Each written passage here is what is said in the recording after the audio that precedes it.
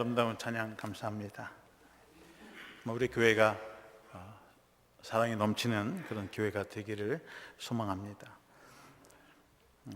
오늘은 이제 성령의 9가지 열매에 대한 말씀을 계속 하고 있는데요. 오늘 드디어 마지막 9번째 열매인 절제에 대한 말씀을 통해서 은혜를 나누려고 합니다. 저는 절제는 세상을 이기고 세상에서 성공할 수 있는 비결 중에 중요한 요소 중에 하나라고 생각합니다. 요즘 시대는 부족해서 문제가 되는 세상이 아니라 오히려 너무 풍족하고 차고 넘쳐서 문제가 되는 세상이 아닌가 생각합니다. 옛날 중국에 공자의 제자 중에 자장과 자하라는 두 제자가 있었습니다. 자장은 재주가 많고 또 성격도 적극적이고 사교적이어서 다른 제자들 사이에서 인기가 매우 높았습니다. 그런데 흥미로운 것은 이 자장은 사람들 앞에 나서는 것 좋아하고 또 적극적인 성격 때문에 주변 사람들이 모이고 함께 사귀는 것을 좋아하고 또 가까이 지냈는데 반면에 그를 존경하지는 않았다는 거예요.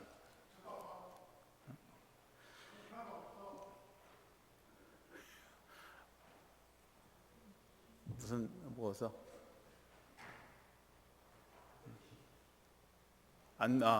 지금 방송실에서 테스트하고 있어요. 이렇게 히어링 에이드가 안 되시는 분들을 위해서 저희가 모니터 히어링 에이드를 따로 준비했으니까요. 그거를 들으시면 좋겠는데 오세혁 교우님이 지금 그거 하고 있는데 테스트해보고 형편이 없다고. 저는 제 설교가 형편이 없다고 그런 줄 알고 깜짝 놀랐습니다. 오늘 설교를 그만둬야 될 것 같아서 나가자마자 형편이 없다. 죄송합니다. 제 설교가 아니라서 다행이었습니다. 중요한 순간에 죄송합니다. 방송사고가 났습니다. 자장이라고 하는 사람, 자하라고 하는 두 제자가 있었는데 성격이 전혀 다르다고 하는 거죠. 자장은 적극적이고 또 사람들 좋아하고 그래서 가까이 사귀는데 반해 사람들이 너무 잘하니까 존경하지는 않았다. 친구처럼 지내고 가까이 가기는 좋지만 존경받는 인물은 아니었다라고 하는 것입니다. 반면에 자아는 성격이 외유내강의 성격이에요. 그래서 강직하고 의로운 성격이었습니다. 또 무척 내성적이에요. 그러니까 사람들 앞에 나서서 이야기하지 못하고 늘 조용하고 자기 생각에 깊이 이렇게 하는 그런 소극적인 사람이었습니다. 그런데 어느 날 공자 한 제자가 이 두 사람을 놓고 스승님께 물었습니다. 선생님, 자장과 자아 중에 누가 더 현명합니까? 그러자 공자가 이렇게 대답을 했습니다. 자장은 지나치고 자아는 미치지 못한다. 그렇다면 선생님, 자장이 자아보다 더 낫다는 말씀입니까? 그러니까 공자는 대답하기를 과유불급이다 그렇게 얘기를 했습니다. 지나침은 미치지 못함과 같으니라고 했습니다. 보통 우리가 이제 과유불급하면 과한 것이 부족한 것보다 더 낫다, 아니 못하다 그렇게 해석을 하는 경향이 있습니다만은 또 어떤 분들은 지나침과 미치지 못함이 일반이다, 같다. 그래서 중용, 그 중간이 제일 좋다, 적당한 것이 좋다. 그렇게 해석하는 분들도 있습니다. 어쨌든 넘치는 것이나 모자람도 일반이다. 그렇죠? 적당한 게 좋습니다. 오늘날 우리가 살고 있는 시대는 차고 넘치는 시대입니다. 제가 잘 아는 60년대, 70년대에는 모자람의 시대라서 모자람 때문에 고통을 받았어요. 늘 모자라요. 배도 고프고 용돈도 없고. 그런데 지금은 오히려 넘쳐서 고통을 당하는 시대가 되었습니다. 이런 의미에서 성령의 열매 가운데서 절제라고 하는 이 마지막 열매는 이 시대에 우리가 정말로 맺어야 할 성령의 열매가 아닌가 생각합니다. 오늘 창세기 3장의 말씀은 우리가 너무나 잘 아는 원죄에 관한 말씀입니다. 최초의 인간인 아담과 하와가 하나님의 말씀에 불순종하고 하나님의 금단의 열매를 먹고 가장 본래의 죄, 원죄, 그 일로 인해서 우리 인간이 죽을 수밖에 없는 죽음의 그런 고통을 당할 수밖에 없는 그런 사건입니다. 창세기 3장 1절에 보시면 그런데 뱀은 여호와 하나님이 지으신 들짐승 중에 가장 간교하니라 뱀이 여자에게 물어 이르되 하나님이 참으로 너에게 동산나무의 열매를 먹지 말라 하시더냐. 하나님이 창조한 피조물 중에 가장 지혜롭고 또 교활한 동물이 뱀이라고 하는 것입니다.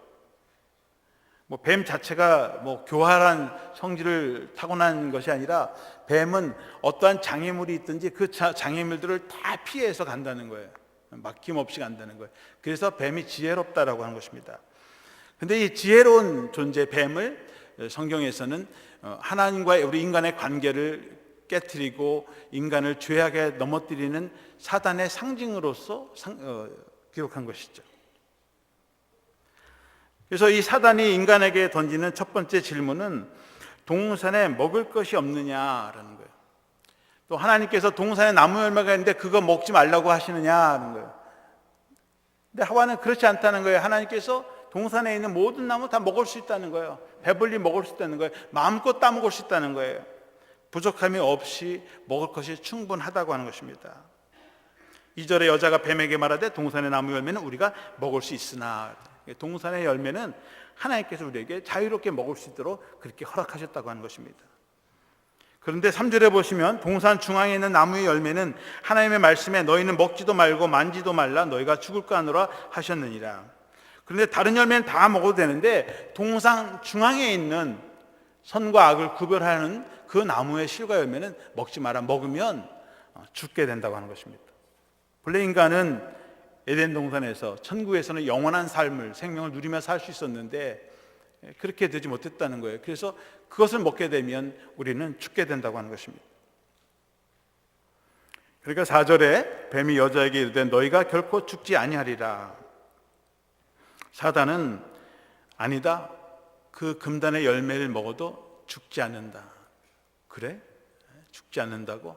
그렇다면 왜 하나님은 우리에게 죽는다고 말씀하셨을까? 5절에는 너희가 그것을 먹는 날에는 너희 눈이 밝아져 하나님과 같이 되어 선악을 알 줄 하나님이 아심이라. 사실은 그거 먹으면 죽지 않고 오히려 눈이 밝아지고 하나님처럼 된다는 거죠. 인간이 신의 경지에서 신과 동등한 그런 존재가 된다고 하는 것입니다. 눈이 밝아지고 선악을 알게 된다.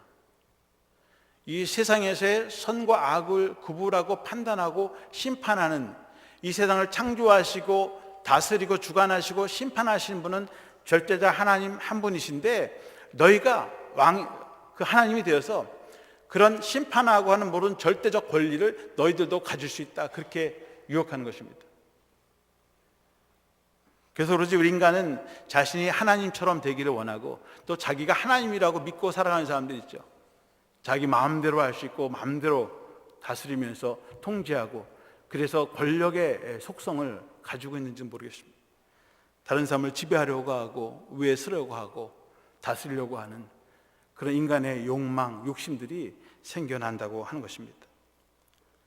절대선과 악은 오직 절대자이신 하나님만이 아시고 하나님이 판단하시는 주권이고 영역이죠. 우리 인간의 선이라고 하는 건, 악이라고 하는 건 상대적인 거예요.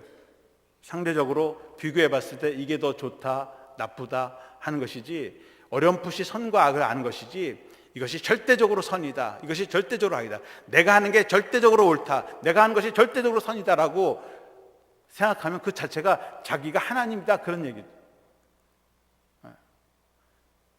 목사가 설교를 해도 같은 설교에도 은혜 받는 사람이 있고 받지 못하는 분이 있어요. 그렇죠? 왜?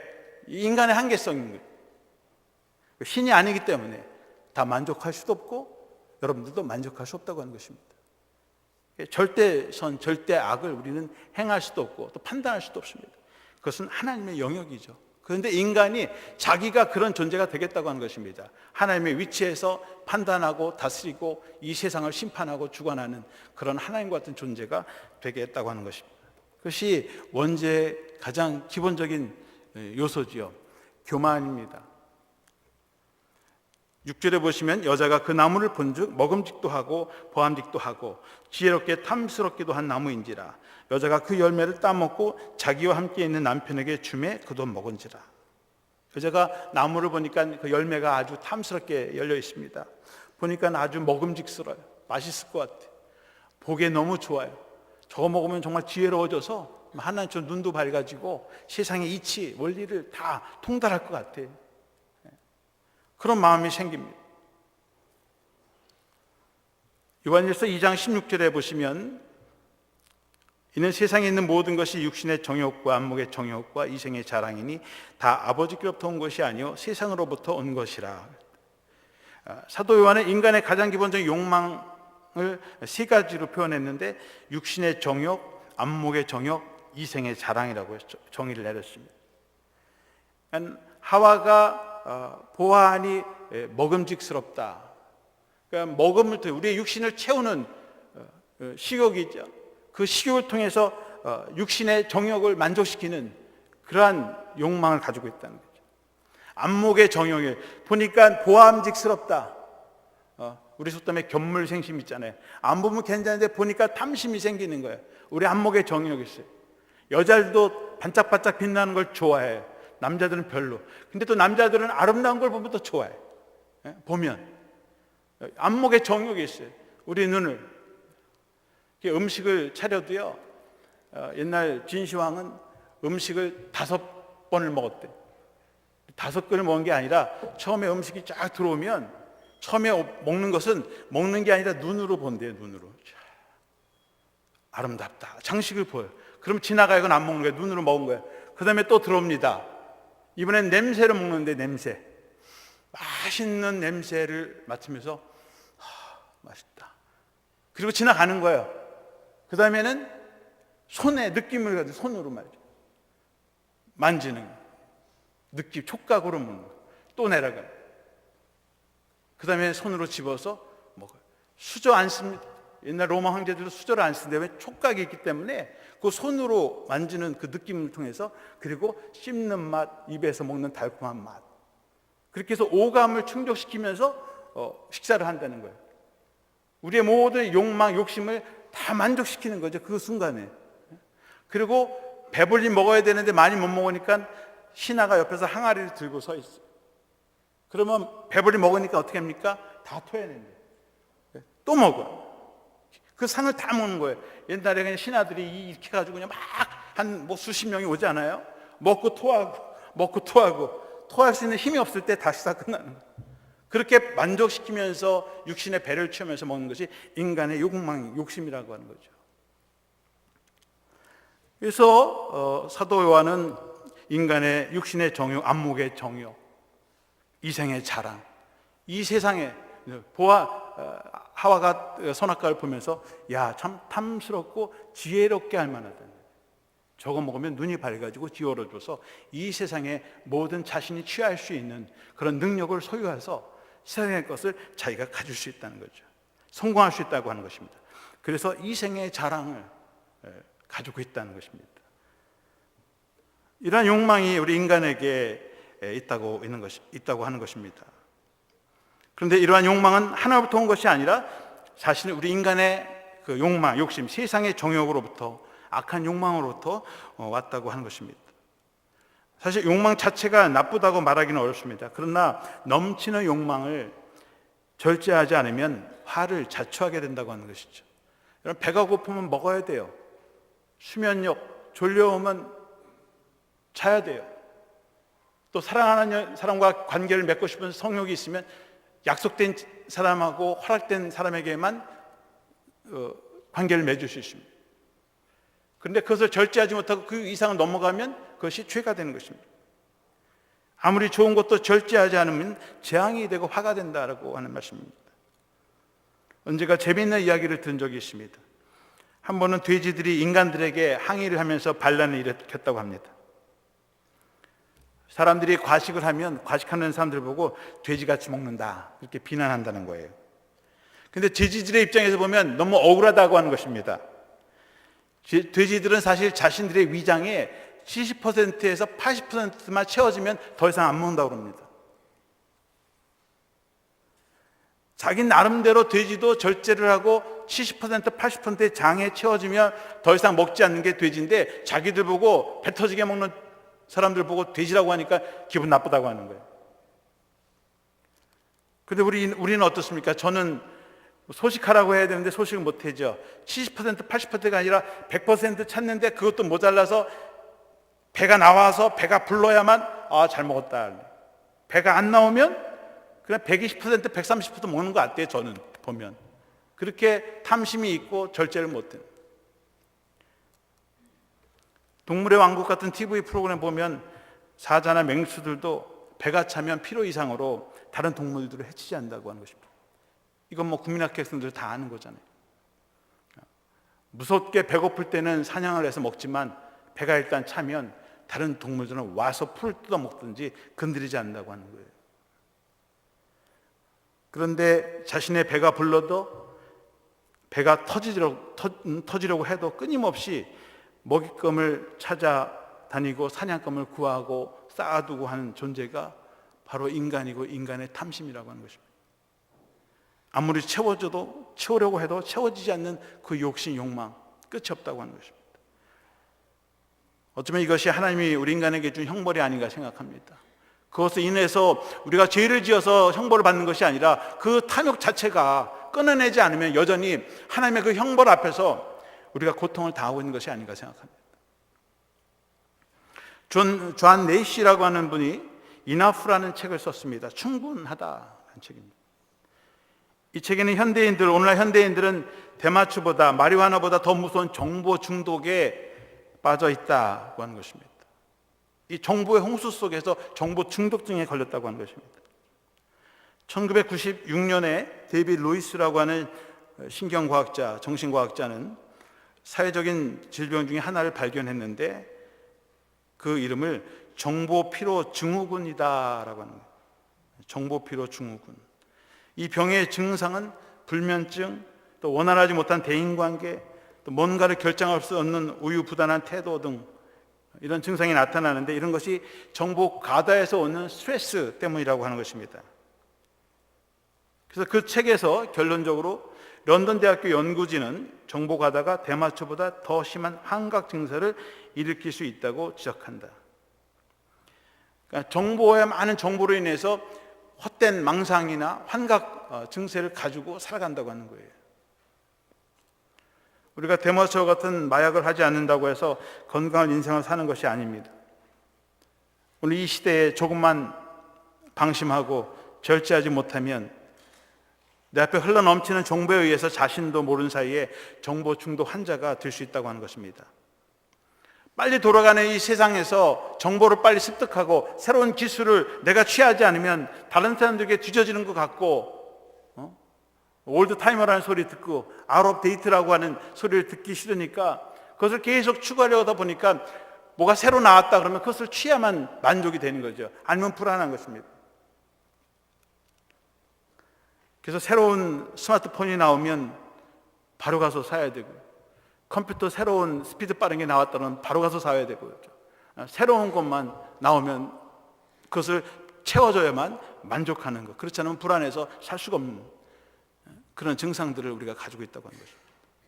정보 과잉, 풍성한 자료, 컴퓨터뿐만 아니라 손에 쥘 수 있는 스마트폰들이 우리를 묶어놓고 있다고 하는 것입니다. 우리 이러한 지나친 정보가 우리 영성에, 우리 신앙에 방해가 되지 않나.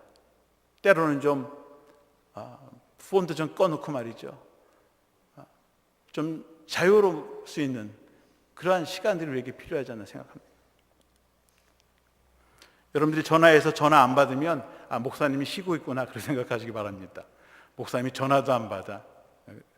친구가 전화 안 받으면 무슨 사정이 있구나 그렇게 용납하세요. 왜 전화 안 받고 내 전화 요즘 말로 왜 내 전화 씹어?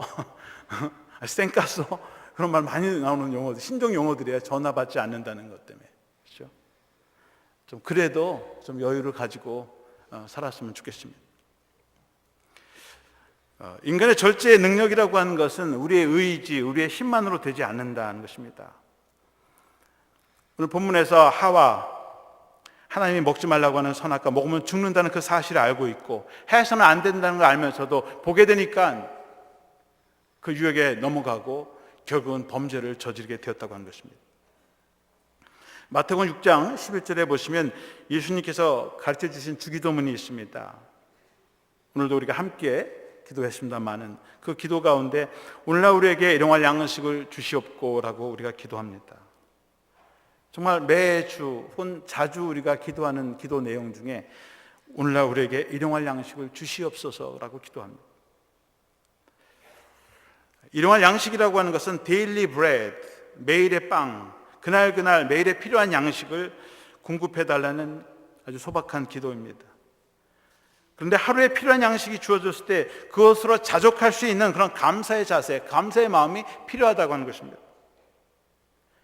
꼭 내일, 모레, 한 달, 열흘, 10년, 20년까지 먹을 수 있는 거 쌓아둬서 감사하는 게 아니라 오늘 나에게 양식이 주어졌다면 그것으로 인해서 하나님 감사합니다. 오늘도 굶지 않고 오늘 하루를 해결할 수 있다고 하는 그런 감사가 우리에게 있느냐는 거예요.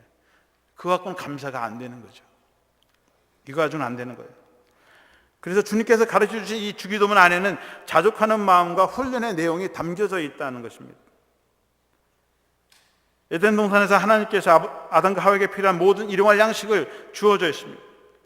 그런데 인간은 그것으로 만족하지 못하고 그 이상을 취하려고 하다가 결국 하나님의 진노를 받게 되었다고 하는 것입니다. 오래전 이스라엘 백성들은 광야에서 40년 동안 살 때에 그 광야 생활은 자족하는 훈련이요, 절제하는 훈련할 수 있는 장소였습니다. 하나님은 매일 일용할 양식을, 하늘 만나를 그들에게 주었습니다. 그리고 그날 그 하루의 양식을 먹어야 돼요. 고기가 먹고 싶으니까 저녁에마다 메추리가 와요. 메추라기가 와서 날라오면 그날 하루의 저녁 양식을 먹는 겁니다. 근데 어떤 사람은 나가서 한 호매씩 거두라고 한 것을 두 호매, 세 호매, 내일 모레까지 먹을 것까지 잔뜩 구해옵니다. 그런데 다음날 되니까 그 양식이 다 부패하고 썩어서 냄새가 나고 먹을 수가 없다는 거예요. 다시 말하면 우리의 필요 이상의 것을 취하게 되면 그것은 부패하게 될 것이고 그것은 냄새가 나게 되고 썩게 될 것이다 라고 하는 거죠. 그렇다고 여러분 저축도 하지 말고 하지 마라 그런 얘기 말씀이 아니에요. 자족할 수 있는 마음, 또 그것에 매이지 않는 그런 영적 자유함이 있어야 된다고 하는 것입니다. 아무리 먹을 것이 많아도 하루에 먹을 양만큼 취하고 나머지를 포기할 수 있는 힘이 있는가? 절제할 수 있는 힘이 있는가? 그것이 바로 광야의 힘이라고 하는 것입니다. 오늘날 우리는 어떻게 조금이라도 더 많이 모아다가 곳간에 쌓아두고 또 걱정하면서 그것도 모자라서 남의 것까지 뺏으려고 하는 탐욕적인 시대에 우리 자신도 모르게 물들어 가고 있는 것은 아닌가 생각합니다. 우리는 하나님 앞에서 자족하는 훈련을 회복해야 합니다. 갈라디아서 5장 23절에 절제라는 단어가 나오죠. 히라보로는 제가 찾아보니까 엔크라테이아라고 했어요. 이 엔크라테이아라는 단어는 두 개의 단어로 되어 있는데 엔이라고 하는 인이라고, 영어에 인이라고 하는 안이라고 하는 아내라고 하는 접두어하고 크라토스라고 하는 strength, 힘이라고 하는 단어가 합쳐진 거예요. 그러니까 엔크라테이아라는 단어는 in strength, 힘 안에, 능력 안에 있는 상태. 그러니까 힘이라고 하는 것은 우리의 힘과 능력이 되시는 하나님, 통치자 안에 그 영역 안에 들어있는 상태가 절제다 그런 말입니다. 절제는 우리 스스로의 힘을 가지고 자신의 어떤 감정이나 행동을 통제하는 그런 힘이 아니라 하나님의 능력 안에 성령의 능력으로 통제되고 제어당하고 있는 그 상태를 우리는 절제다라고 하는 것입니다. 우리의 통치자가 되시는 그 하나님의 능력 안에 우리가 잡혀져 있을 때, 붙들려 있을 때 절제가 가능해진다고 하는 거예요. 그와 상관없이 내 의지, 내 노력, 내 힘으로만 갖고는 절제하기가 어렵다는 겁니다. 사무엘상 19장에 보면 그런 좋은 예가 하나 있습니다. 사울왕이 아무 이유 없이 질투의 화신이 돼서 다윗을 죽이려고 합니다. 혈안이 되어 있습니다. 그러니까 사울의 아들 요나단이 그걸 보면서 아버지께 눈물로 호소합니다. 사무엘상 19장 5절에 보면 그가 자기 생명을 아끼지 아니하고 블레셋 사람을 죽였고 여호와께서는 온 이스라엘 위하여 큰 구원을 이루셨으므로 왕이 이를 보고 기뻐하셨거늘 어찌 까닭 없이 다윗을 죽여 무죄한 피를 흘려 범죄하려 하시나이까. 그러니까 사울의 아들 아버지 다윗이 무슨 죄가 있습니까? 지금 블레셋이 쳐들어왔는데 자기 생명, 목숨 아끼지 않고 나가 싸워서 정말 나라를 구하고 하나님도 그를 기뻐하셨는데 왜 아버지가 죄 없는 그 다윗을 죽이고 무지한 피를 흘려갑니까? 사울은 자기 아들뻘 되는 아들 다윗에게 라이벌의식을 느끼는 것이고 자기 왕권에 대한 위협을 느끼는 것이고 자기 아들 요나단에게 그 왕권을 내어줘야 되는데 라이벌 관계가 되니까 일찍이 제거시켜 보려고 하는 것이죠. 그러니까 사무엘 19장 6절에 보면 사울이 요나단의 말을 듣고 맹세하되 여호와께서 살아계심을 두고 맹세하거니와 그가 죽임을 당하지 아니하리라. 사울이 요나단의 그 간청하는 얘기를 듣고 감동을 받았어요. 그래서 그래, 내가 하나님께 맹세하는데 결코 그를 죽이지 않겠다 맹세를 했습니다. 그런데 세 규절도 지나가지 않아서 사무엘상 19장 9절에 보면 사울이 수금을 타고 있는 다윗에게 창을 던집니다. 수금이라고 하는 것은 자기를 기쁘게 하는 거고 다른 사람들을 기쁘게 하는 악기 아닙니다. 그것을 타고 있는 그 수금을 들고 있는 다윗에게 사울은 창을 들고 다른 사람을 죽이고 해치는 그 창을 던지 다윗을 죽이려고 하는 것입니다.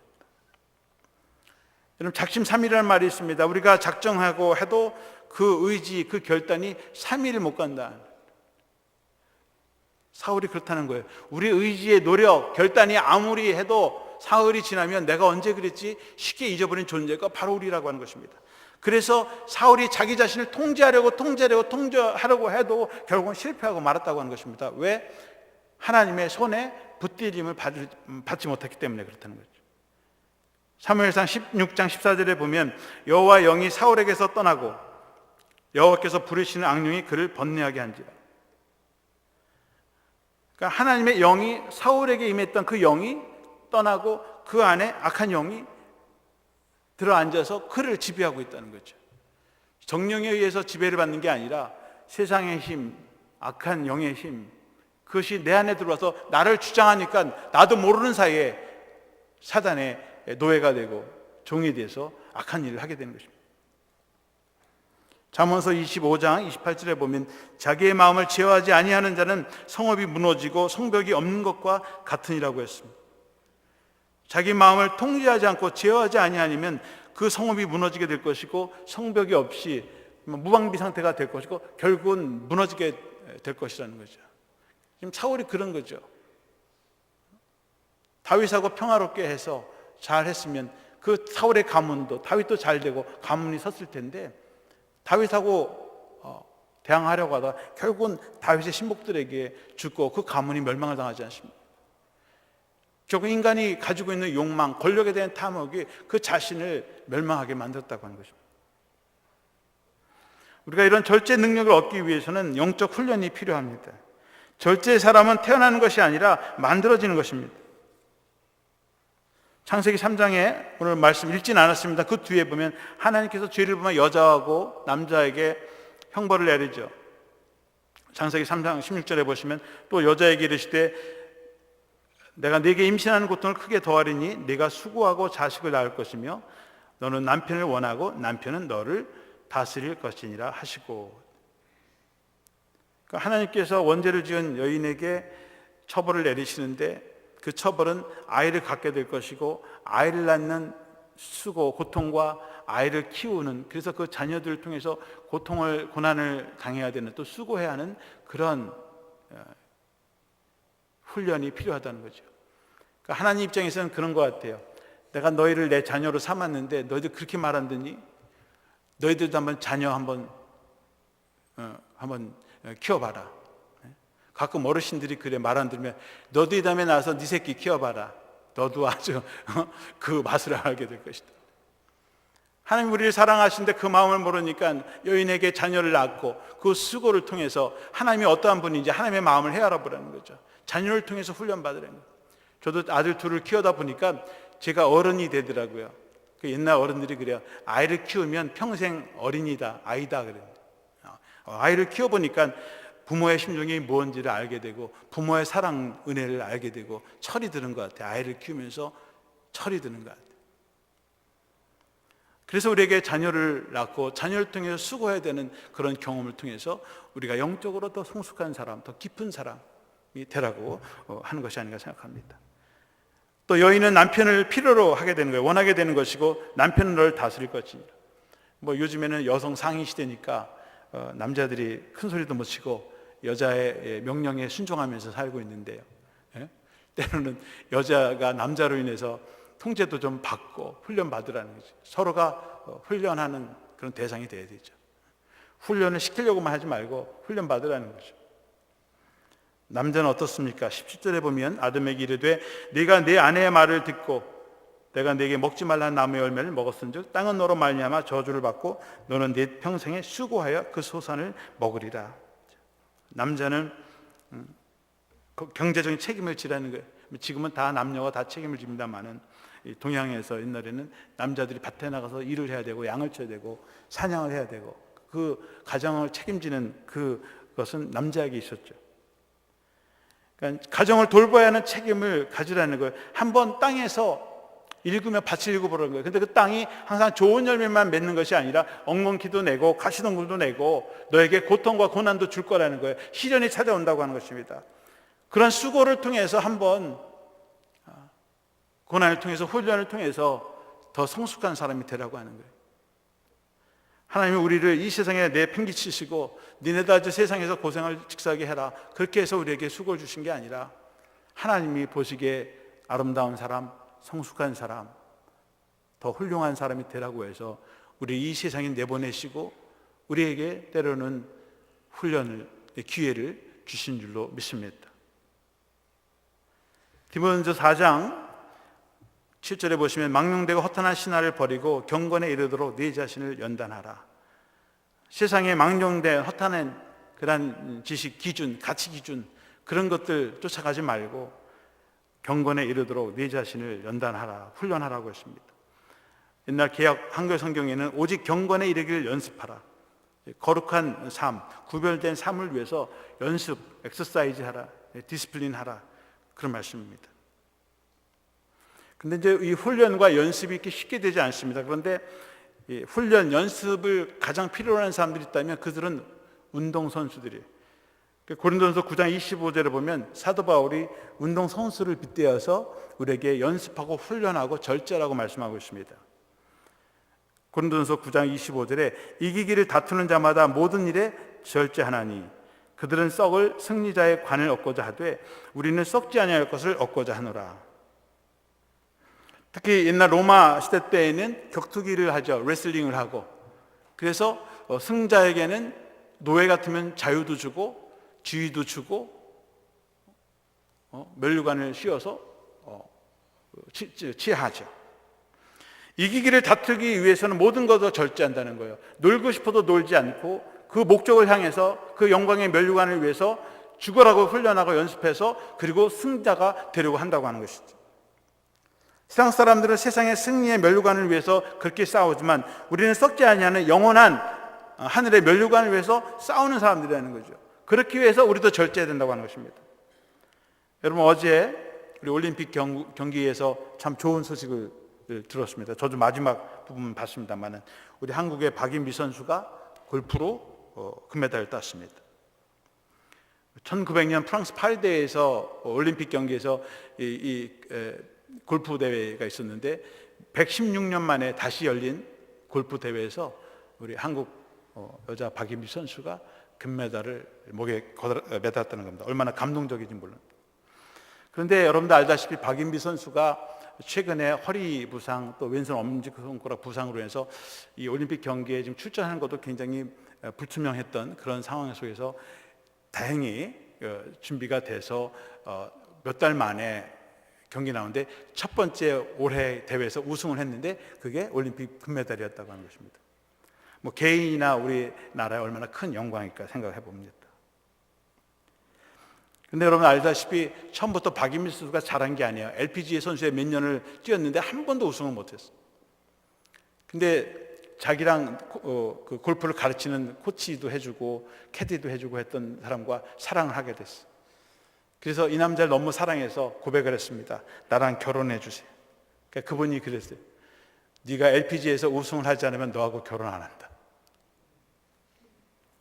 그래서 그날부터 죽으라고 연습해가지고 1년 그 다음 해에 메이저 대회 그냥 다 석권했다는 거 아니에요. 사랑의 힘이. 목표가 있고 그것을 위해서 목숨을 걸 가치가 있다면 훈련을 하는 거예요. 정신적으로 육체적으로. 그래서 그 목표를 달성하는 겁니다. 운동선수에게 그래서 최연소로 명예전당에 이름을 올렸다고 합니다. 박인비 선수만이 아니죠. 어제 소년지의 선수도 한데 이 체조 선수들에게 제일 힘든 게 뭐냐 인터뷰하는 걸 오래전에 들어보니까 먹는 거래요. 탄수화물 먹으면 안 되는 거예요. 왜? 살이 찌니까. 그래서 야채하고 닭가슴살 맨날 그것만 먹는 거예요. 야채. 그러니 한창 먹어야 될 때 친구들하고 떡볶이 먹고 싶은데 떡볶이를 먹을 수가 없는 거예요. 얘는 아무거나 먹을 수가 없는 거죠. 선수들은. 그것뿐입니까? 레슬링, 유도, 태권도, 이 바벨 드는 역도 선수 체급별로 47kg, 58kg, 60몇 kg, 90kg. 근데 이 체중을 재대요. 그런데 보통 3kg 막 빼는 선수가 있고 5kg 빼는 선수가 있어요. 그러니까 평소에 그런 몸매를 유지하는 게 아니죠. 그런 체중을. 그러니까 대회 나가기 위해서는 체급을 위해서 한 몇 주 정도부터 살을 빼가지고 그 체급에 맞춰서 통과를 해야만 되는 거예요. 근데 막 10kg 이상 빼려고 그러면 그거 불가능하죠. 그러니까 어쩔 수 없이 체급을 올려야 되는 거죠. 그래서 그런 운동선수들이 메달을 따기 위해서 먹는 것, 또 친구들하고 한창 놀 때 놀지 못하는 것, 연습해야 되고, 그런 훈련들을 통해서 자기를 연마하는 거죠. 학생들도 대학 목표가 있다면 그 목표를 향해서 공부를 하는 거죠. 구체적인 목표가 있고, 그리고 그것에 대해서 에너지를 쏠 수 있는 능력이 있을 때, 또 절제할 때 자기 목표를 달성할 수 있다고 하는 것입니다. 오늘 우리들에게는 어떤 인생의 목표가 있습니까? 만약에 여러분 인생의 목표가 있다면 그 목표를 위해서 달려갈 것입니다. 저도 인생의 목표가 있었습니다. 20여 년 전에 꿈을 가지고 미국에 와서 공부하고, 그것을 달성했을 때는 정말 열심히 하는데 그게 없으면 또 새로운 목표가 있어야 되는데 그 목표가 없어지면 삶의 목적을 잃어버리는 거예요. 우리는 각자 저마다의 목표가 있었고 그 목표를 위해서 지금까지 달려가고, 또 목표 있는 사람들은 지금도 달려가고 있을 것입니다. 그 목표를 위해서는 절제해야 되는 거죠.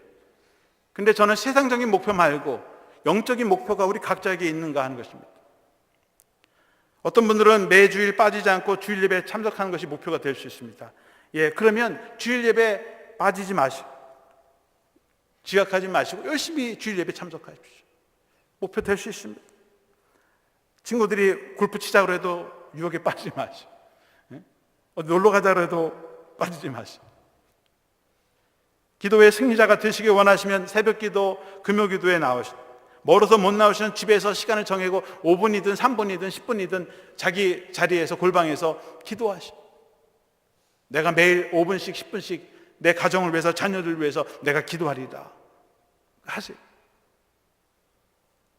운동 가기 전에 가시고, 운동 때문에 오늘 못하고 친구 만나서 못하는 게 아니라, 일어나자마자 바로 내가 해야지, 자기 전에 해야지, 자기만의 시간을 가지고 하시죠.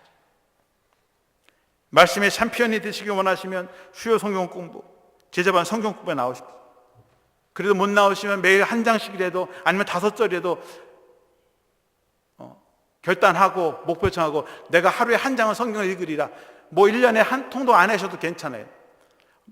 한 장 안 읽어도 괜찮아요. 한 절만이라도 내가 오늘 한 절은 매일 읽으리라. 그러면 읽으세요.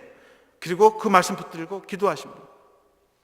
구체적인 영적인 목표가 있을 때 거기에 힘이 나고 거기에 절제가 생겨지고 하나님께서 원하시는 기쁜 영광된 삶을 살 줄로 믿습니다.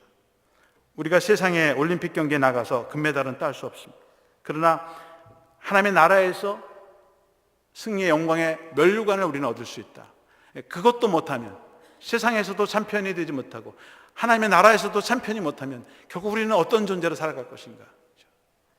결단하시면서 오늘 이 예배 참석하신 모든 성도님들은 하나님의 승리의 면류관을 받으시고 믿음의 금메달리스트가 되시기를 주님의 이름으로 축원합니다.